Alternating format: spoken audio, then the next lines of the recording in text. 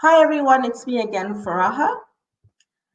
I'm joined on my left by British Sign Language interpreter Siobhan Green. Siobhan's pronouns are she, her. She's a white woman in her mid-30s and she's wearing a black top with puffy elbow-length sleeves. Her hair is brown and tied in a ponytail. She's sitting and interpreting with a blue screen as background. And now I'm going to warmly welcome Melissa Blackburn to the stage. Melissa is one of our SWCTN creative producers, and Melissa is going to be introducing us to some of our prototype teams. Hi, Melissa. Thanks, Faraha. Good morning and welcome to the first of today's Southwest Creative Technology Network Meet the Prototype panels. My name is Melissa Blackburn. I'm one of Watershed's producers.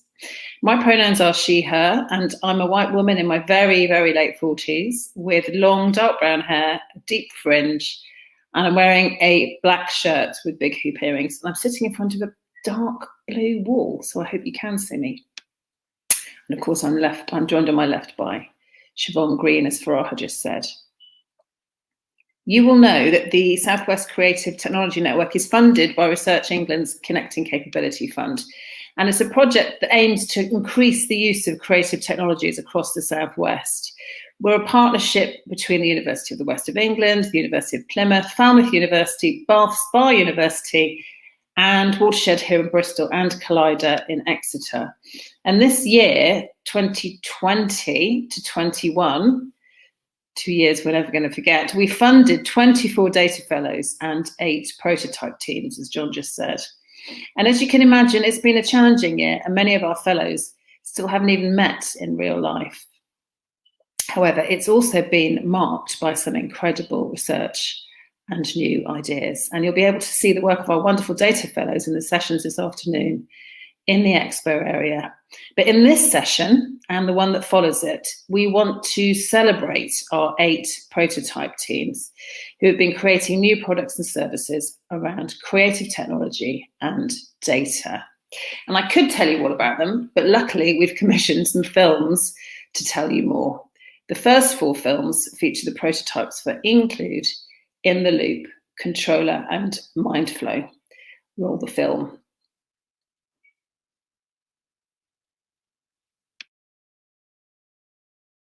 My project came about from me trying to support other marketers to create inclusive content. And I really was thinking, okay, how can I help people see the things that I see when I'm looking at content, like representation, language, and understanding how machine learning and AI and data manipulation happens in tools online like Twitter, Facebook, Instagram. I thought maybe I can use those tools to help solve a problem that a lot of those tools create. So Includ is supposed to support marketers along the whole journey of content creation. The idea being that when you're creating a campaign, you get a set of imagery, a set of words, you upload that to Includ, and it runs analysis using our machine learning and our data analysis and produces a report which then allows the marketer, the agency, to understand where is their diversity and inclusivity lacking or needs increasing within the content that they're making. It would give marketers a tool to help diversify their campaigns, help them to demonstrate how much of their potential audience that they're missing out on reaching. It helps you check in on your own bias as well, because we all have our own perspectives. I'm a black female, I'm bisexual, I might think about some things, but I'm also able-bodied. You know, it's pretty easy to miss out on representing everyone. One of my personal missions and one of the things I kind of strive with all the work I do around inclusive marketing is that inclusive marketing will become the norm. There might be one day where Includ is not needed. It's not needed to run a campaign because from the moment of creation, the moment of idea, people are thinking about how can we make this campaign represent everyone we're serving. It'll be great.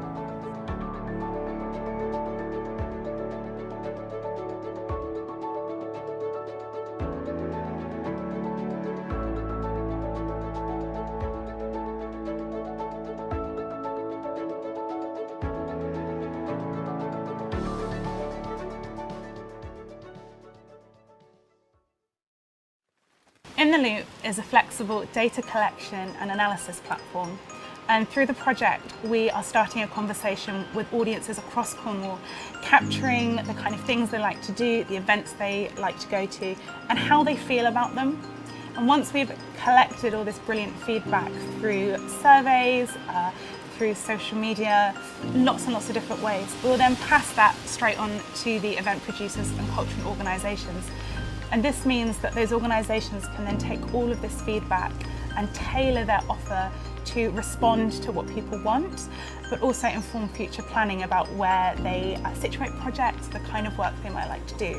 We also hope that it will enable people to report better to the Arts Council, their Cornwall Council KPIs, all that sort of thing. And essentially it's creating a big loop, so we can then take the things that the audience tells us and then feed it back into the system. So next time we ask them questions, it will already be informed by the kind of things that they told us when we asked them the first time. As a technology person, I'm building the back-end tools, the software that delivers our prototype and our experiences. We don't necessarily want to have people tick boxes, we want people to speak in their own voice and tell them about themselves in their own words. If you can prove to a funder, if you can show that actually your investment in Cornwall has been amazing, is doing all this stuff and is exciting people, is bringing new audiences in, all this evidence we can start to collect and build makes a real valuable use case. Cornwall is obviously a very geographically dispersed region, but it's also a very, very economically and culturally dispersed region as well. You have a very rich tourist population, but also a very poor local population, both of who deserve to be served by the cultural institutions in Cornwall.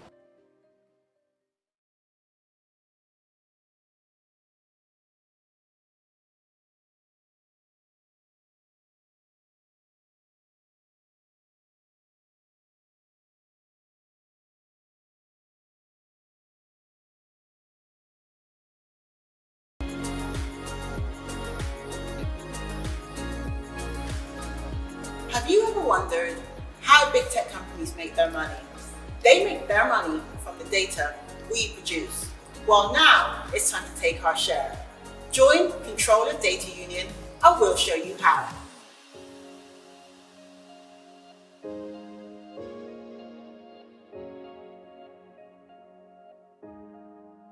Do you know, I can see a massive shadow. Is that because, oh yeah, the sun's going down?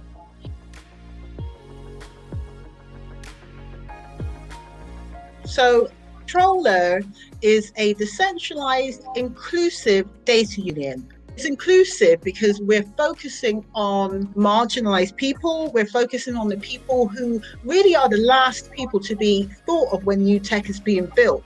The final product is simply going to be a mobile application, and you can make a decision to attach your social media account to the data union, and then the data union will be able to take that data, funnel it through to the streamer data marketplace, and it will be available for sale. The first benefit is that users get to access this new data economy. People are at the heart of what we do. I see data coalitions as an integral part of the future, because it means that people are taking ownership, in inverted commas, of their data. They're advocating for themselves. The end goal is that we have a more egalitarian, more equitable world for everybody. So that's why I think this product will help to achieve that.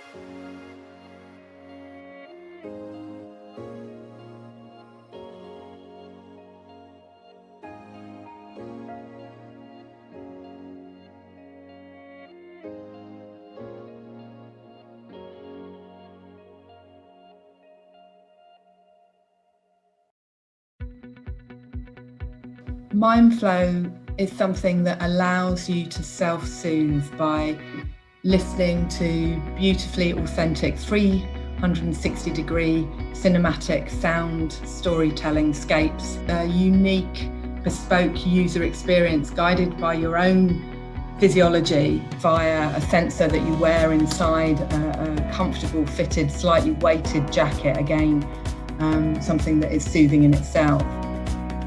The sensor will pick up and give us an indication of what emotional state you're in, and then it will feed you an appropriate audio experience that aims to get you into a state of calm and relaxation. We are recording in location, and it will be a mix of narration, music and sound effects. My job as part of the Mindflow project was to design a garment that will house the Mindflow technology. It's designed to be an undergarment so that the tech can be close to the skin. It's very soft and also quite flexible with a bit of stretch in it.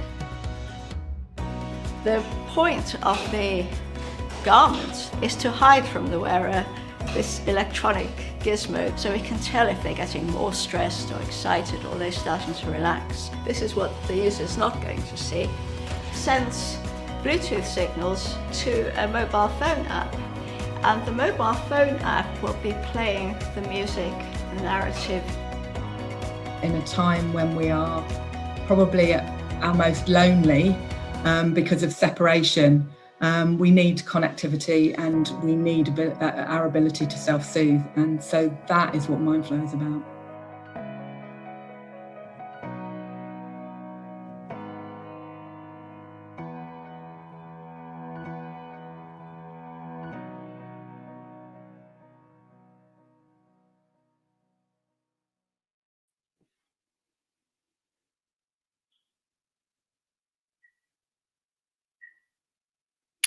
That was the premiere of those films made by 8 Agency at Knoll West Media Centre. Thanks to them. And I'm delighted to say that I have someone from each of the teams with me here today. Here they are, popping on screen, to talk about their prototypes. And before we start, I wanted to let you know that there'll be a Q&A at the end of this panel, with the panel, this talk, running roughly at 20 minutes, and then we'll have a Q&A. If you want to ask questions, just pop them in the chat window and I'll pick them out to ask our panelists. For now, I'd like to ask each member of the panel to introduce themselves. So Joyanne, would you like to introduce yourself? Hi, my name's Joyanne Boyce. I am a Black woman. I have shoulder-length locks and I'm based in Bristol. I'm the founder of Includ, and I'm really happy to be here. And Tracy, can you introduce yourself and tell us where you are? Hi, I'm Tracy Bowen. I'm beaming live from Indonesia. I'm happy to be here. I'm the founder of Controlr, and I'm a Black woman with long black hair, and I'm wearing a pale blue jumpsuit, and my pronouns are she and her. And Jackie Rees-Lee from Mindflow. Morning, I'm Jackie Rees-Lee. I'm an NHS consultant and also one of the co-creators and co-designers of Mindflow. My pronouns are she and her. I'm a white female in my 50s with long, dark, curly hair, and I'm wearing, hopefully, a brightening combination of orange and red today. And finally, Bethany. Hi, Bethany. Hi everyone, I'm Bethany Line. I'm the project manager for Cornwall 365 and In the Loop. I'm a white woman with dark blonde hair and I'm wearing a black top and glasses, and I'm 30. My pronouns are she and her, and I'm coming to you from Redruth in Cornwall. Thanks. Welcome everyone, so lovely to see you. So our data prototypes were chosen from many applications we had back in September 2020. It seems a long time ago now. And over the last 3 months, these teams have been doing 2 things. They've been developing their data prototype, and they've been working through our SWCTN business development advisor, Jill Wildman, through her prototyping the business workshops to help them build their business. So in this way, we're aiming to create creative, sustainable businesses that last beyond our prototyping program. And these prototypes have thought deeply about how inclusion might work in their prototypes and in their business model, as well as facing the challenges of producing in a pandemic. So I think probably the first question I'm going to ask you is, what's it been like? I mean, I know what it's been like. What's it been like developing your prototype and working in a pandemic as prototypers and as business people. Joy, do you want to go first and tell me about that? Yeah, it's been really interesting because my background is in digital marketing. Working remotely wasn't something new, but I think creating the prototype in such a short period of time, something that we had to be super conscious of was people's well-being and mental health, and being aware that we're all experiencing this differently, even though we are all working from home and are restricted in our scene of people. So it just meant that we had a lot more open space to express our feelings. And I think that was really helpful and made the team bond very well. Yeah, it's been quite a journey. And Jackie, what's it been like with your very large team? You have a large team, don't you, at Mindflow? I think that we had two things that were affected by COVID. The first, I think, actually worked for us because we have a team that's based across the Southwest, but also across the world, in order to harness the best level of expertise. And our Mindflow is about inclusion and reaching people that are generally more disconnected, and about connectivity. And our focus group for the SWCTN project, although the device itself is looking generally at anxiety and loneliness and self-soothing, was actually people living with dementia and their carers. And so I think whilst the COVID situation in terms of working remotely helped the group working, for being able to access our target group, that created significant problems because no one expected what happened, and no one expected that that group of people would be disproportionately affected. And so, yes, there's certainly been some challenges in terms of accessing that particular target group for our project. Yeah, and that's true. And I think all our prototyping teams struggled with kind of user testing, where they've had to do that, particularly on the ground user testing. There's been quite a lot of innovation in that area, but it's still been very challenging for people. Tracy, what's it been like for you? Well, I've been living my best life in Bali, so it's been pretty chill for me, actually. It's been super good for my health, super good for my stress levels. Working remotely would always have been the preferred method of working because the team stretches across so many continents. But before I came out to Indonesia on business, I found actually developing in the pandemic quite isolating. I mean, I was in lockdown on my own at the very, very start of it. So if I was still there, I don't know what effect that would have had on my mental health. And so it's definitely helped with the production of the prototype that I was able to really look after myself and have a better environment.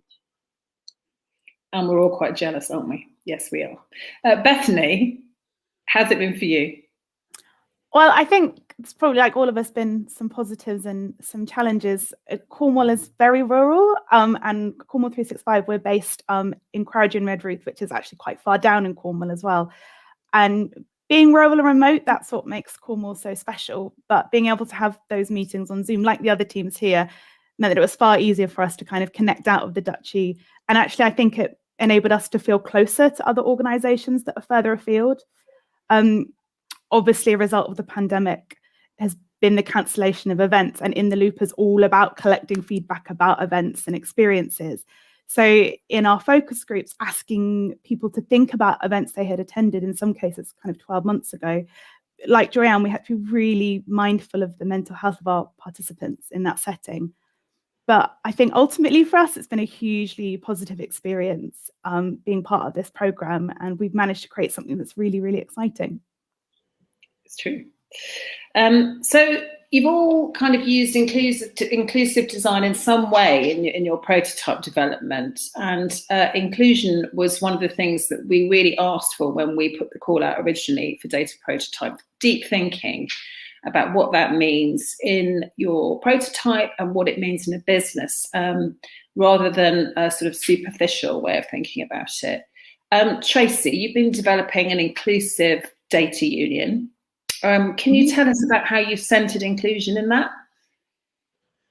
In a number of ways, actually, from the working team, where we've absolutely really centered on parity between genders. There's a really diverse team. Like most of us are people of color. And also, like, through our surveys and focus groups, we've talked to marginalized groups, and that's super important to have that connection before and during, you know, you actually build the product. And we learned things like, you know, some people felt that tech spaces weren't that welcoming, and they felt that some of the spaces were a bit esoteric and probably not for them. We've worked with inclusion specialists, but we've also worked with data scientists to help us locate marginalized groups and the places that they hang out, so we can actually, you know, target and engage them where they are instead of expecting them to come to us. It's been a really nice journey. It's been an amazing journey, hasn't it? And Jackie, your Mindflow wearable is designed to support people with anxiety, as you said, and dementia, amongst other things, people who are often marginalised. Can you talk about inclusion in your prototype? Yeah, so I think taking on from what Tracy was saying, you know, I think inclusion starts in two different places. I think the first place it starts is within the team, and we have a diverse team, but I think that moving forward, one of the things that we're creating are these authentic audio storytelling journeys that move with you. And the idea moving forward is that that becomes more inclusive, because we want to expand that into different cultural stories, different types of artists from different backgrounds than the artists that are already creating at the moment, so that it becomes a more relevant story for more people. And I think that we all know that the more inclusive and diverse a team, the better the creativity that you will have within that team. From the point of view of inclusion for the product, as you say, it's an authentic experience for people who are struggling with anxiety, and anxiety produces disconnection. And so what this device is about connectivity and bringing you back to yourself and becoming more connected to yourself again, to allow you to become more connected to society. And that in COVID has become a real issue for many more people than it was a year ago. Yeah, and there are so many things that have risen to the surface in that way, haven't they? Joy, inclusion is very much at the centre of your prototype and your business. Can you talk about how that works for you? So for us, we approach it slightly differently, because Includ is a software that's meant to be combating bias in the marketing sector. We have to approach it where we put the most marginalized person first. So we're not trying to serve everyone. We are trying to make sure that there's representation in marketing of dark-skinned Black women who may be disabled, who may be part of the LGBT community. And by highlighting them first, as it does in intersectional feminism, we're making sure that everyone else benefits from that. So a lot of the work we did, a lot of the things that we focused when building Includ was intentional to flip the biases in society, which is a lot of what my research was as part of Data Fellowship. So inclusion for us was making sure that when we had our meetings and we had interviews with users, we were talking straight out the bat about the bias, about the situation that things are currently are, and making sure that people are aware of what our intentions were, not to create a software that's just going to tell you things, but to create a software that's going to benefit the marginalized communities. Thanks, Joy.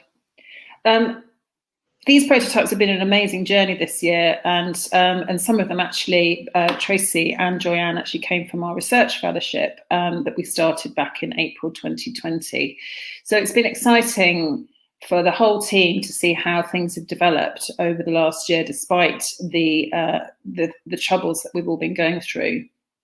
But I'm thinking forward now, and I'm really excited to see what happens to these prototypes in the future. And just before we go to the Q&A, what help would you like as a business right now? If there were some sort of dream things you could ask for, what would they be? And I'm going to ask that question to Bethany. So what we would really like is some events to happen, and it's great to know that we kind of are moving in that direction. But what we also really need is some more investment. We've had such a brilliant time on the SWCTN prototype program, and we've got to a really great place. And we are now kind of ripe and ready to move to our next stage of development, and we need that investment to make it happen. And currently we're in conversation with a partner about that next stage of investment, so that's really exciting. And we're also exploring partnerships with organisations who are not in Cornwall. We see In the Loop having application across businesses, cities, regions of all sizes, and in other sectors too, for example, the health and wellbeing sector. So really, we just want that investment to enable us to keep going and to keep developing. Tracy, what would you like for your business right now? Well, yeah, of course, everyone wants funding, right? But, you know, we're open to crowdfunding, social impact funding, philanthropists. But really, I would really like a great brand partner to bring this to the masses. That would be absolutely fabulous because, you know, we're really trying to get mass adoption with this product. I mean, it's a new product in a new market. So we're trying to normalize people monetizing their data and data unions and data coalitions, and for ordinary people to access the data economy. So I think the more recognizable brands we work with in creative ways, that would be fantastic. Marketing geniuses would be great to have on board right now. And we actually also want to carry on with our research, to be honest, because there's so many options and opportunities for the data economy, like data decentralized finance. There's a whole swathe of things that you can do, exciting things that you can do. And I think the Southwest is the best place to do it. Oh yeah, definitely the best place to do it. And there'll be some talks about data unions later on. I think one of our keynote speakers is touching on that, but it is a massively growing area, as you say, Trace. Joy, what would you like as a business right now? You've been on quite a journey this year. Yes, definitely. As everyone said, funding. We're trying to build machine learning models, and that requires a lot of data. And we're not given the same privileges as a lot of individuals out there, because we have to look at this data differently and consider the biases in what's been processed. So funding, definitely, to build our next models and bring the product to market. I want to be speaking to people who are also researching bias in machine learning and bias in AI, and have conversations with them about how our approach could probably support furthering the initiatives. And also, I want to speak to marketing agencies that are large and that are serving companies who market to the B2C sector. So 3 main things, but not asking for a lot. It's fine. You can ask for anything you like. That's the whole point. Jackie.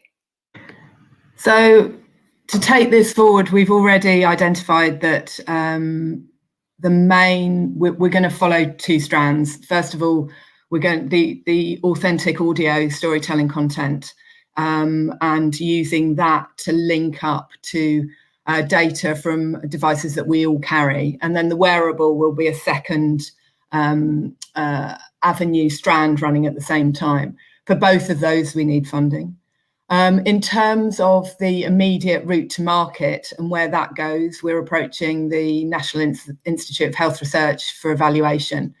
And also one of the areas that we're going to explore, I think, quite quickly is the idea that within our mental health services, we've got large swathes of people that are unable to access now because the mental health services are only dealing with people in crisis.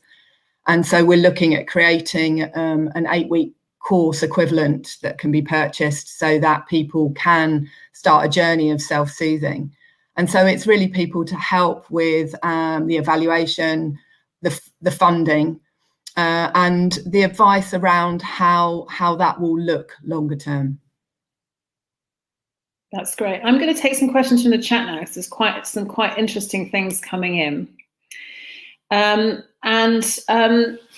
Stewart, who some of you know, the wonderful Corinne Stewart, says, what was the unexpected learning from making your prototypes? Good question. What do you think, Jackie? I'm putting you on the spot now. You are. So unexpected learning, I think, as always, things are more complex than you think they will be in your head. And we have learned an awful lot about something that we thought was possible and has become possible. The thing I think I've learned most as being on the non-creative side of the project, although being fully involved with that, is that we've shown that something that we thought could be astoundingly beautiful, as in so beautiful that it makes the hairs on the back of your neck stand up, is possible. The audio content that has been produced is way beyond what I certainly dreamed of. And the fact that we've shown that is possible, I think, has been the biggest learning point. It was really hard to get there, but once we got there, it's astounding. So for me, that's the biggest learning point. And it's worth saying, isn't it, that some of our prototypes are kind of more developed than others. So some people have come with a very early idea, and it's more of a proof of concept that they're doing, and some other people are actually doing kind of proper prototyping, which is kind of what most of you in this room are doing at the moment. Tracy, what has been the unexpected learning for you? I mean, I think mine is probably more of a personal journey.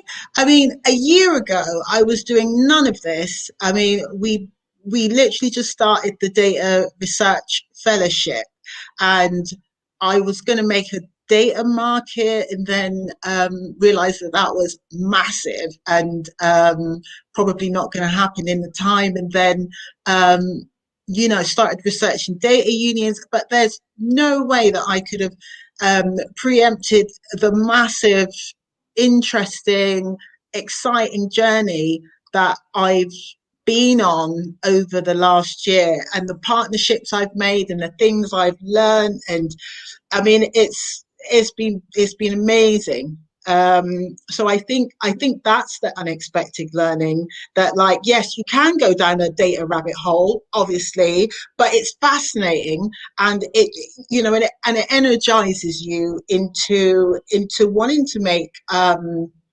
world changing products, and to be that pioneer, and to be that thought leader, and to be the person or the company that, like, takes things over the edge and really does kind of innovate, and it's really good to have Black women. I mean, Joy is was a brilliant partner in the fellowship, but it's really good to see Black women being tech founders and leaders.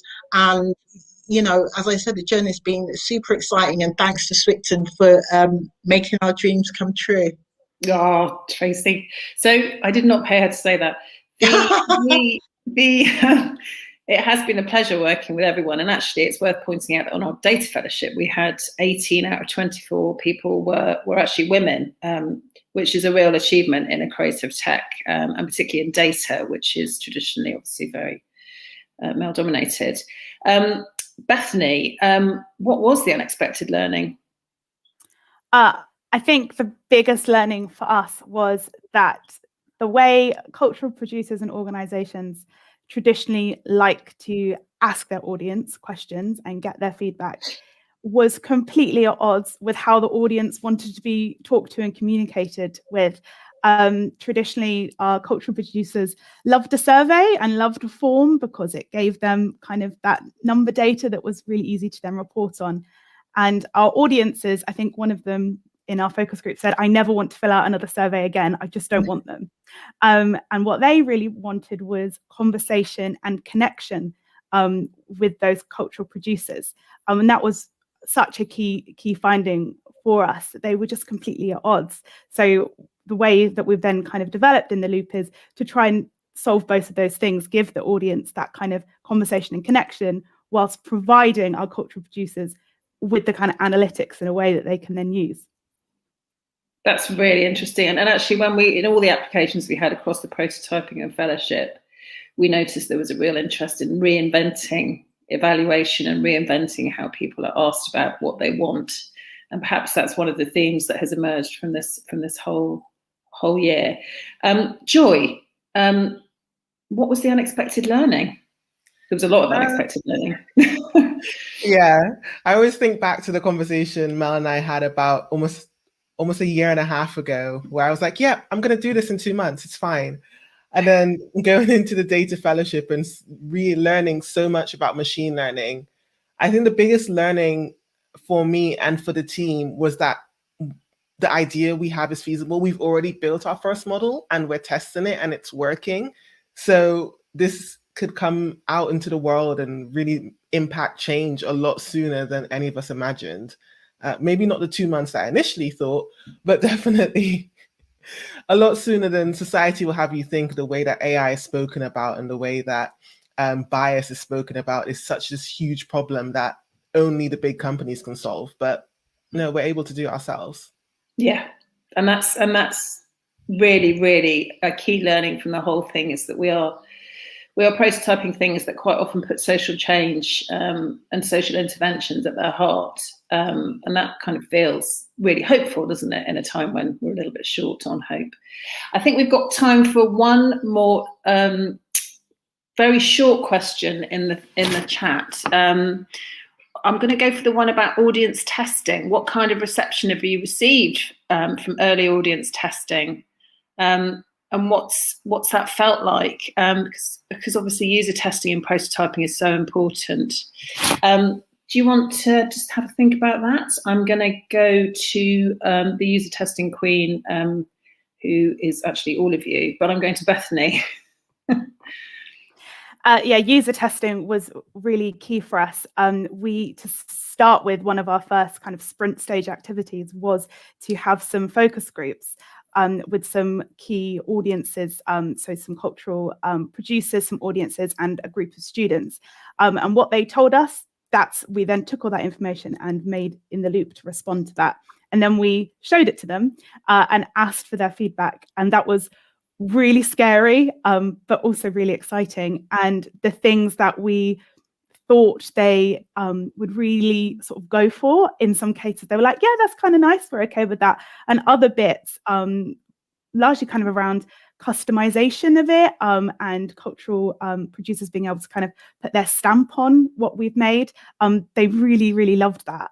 So that it was really exciting to kind of take that to the audience and sort of hear what they thought about it. And in our next stage of development, we're going to scale that up. We want to kind of double or triple the amount of focus and testing groups that we have, because it's really important to us to make sure that we hear from everybody that we want to use in the loop and then respond to their feedback about it. Jackie, you haven't been able to do hands-on user testing with people, but what are your plans for the future? Can you talk about that? So, I mean, we haven't been able to with our dementia group, but I have, and we have managed to use static audio, and I have had the opportunity to play that with two friends within the sort of mental health and healthcare.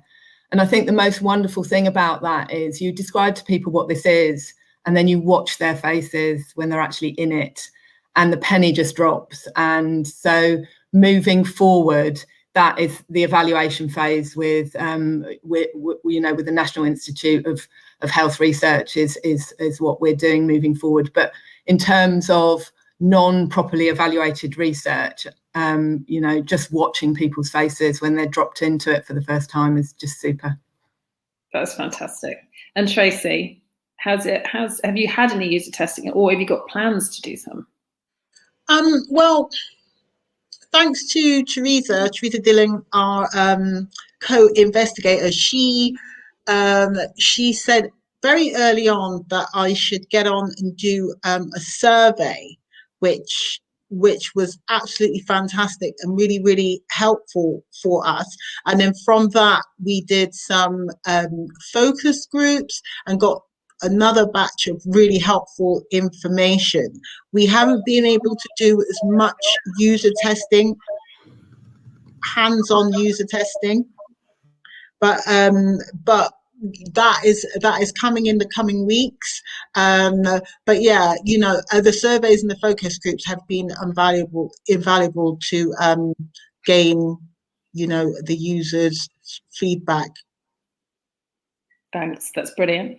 And Joy, what kind of user testing can you do with yours, and what are your plans for the future? So we've been able to do some walkthrough with agencies and agency owners about how they would go through the process. What was really interesting with kind of exploring this idea, because it's new to a lot of businesses, even applying data to inclusive marketing, was that they wanted to learn the why, not just if it's right or wrong. So that helped us shape what we developed and actually helped us to add an education hub to the software, which is always fascinating, because you think when something's complicated or very complex that individuals would just want to know the right or wrong answer. But it was really, really refreshing to hear marketers saying, okay, we understand now that this may be offensive or this might cause harm, but why? And what could we do not to make this mistake again? So it pivoted us to become part yes or no answer in a sense, and part here's the reasons that came up. So the user testing and the surveys we did really helped us with that. So there's a really important education element in that, isn't there, as well? So I think I'm going to wrap up now. I just want to say thank you to our panel today, Joyanne Boyce, Tracy Bowen, Jackie Reesley and Bethany Line. And thanks to Siobhan Green, our BSL in that translator. And let me say, it's been a pleasure working with all these teams this year, and I cannot wait to see what happens to all your prototypes and your businesses in the future. Thanks to the audience for coming today. There's a recorded version of this talk that will be available on YouTube after this talk, and you can also see lightning talks by all these fellows this afternoon in our Hop-In Expo area. And you can follow what our SWCTN data fellows and prototypers are up to on www.swctn.org.uk/data. So we're going to take a 10-minute break now. And the next panel will be about our next 4 data prototypes and will be presented by Jill Wildman. I'm Melissa Blackburn. Thanks ever so much for coming. And we'll see you later on. Thanks. Thanks, everyone. Cheers.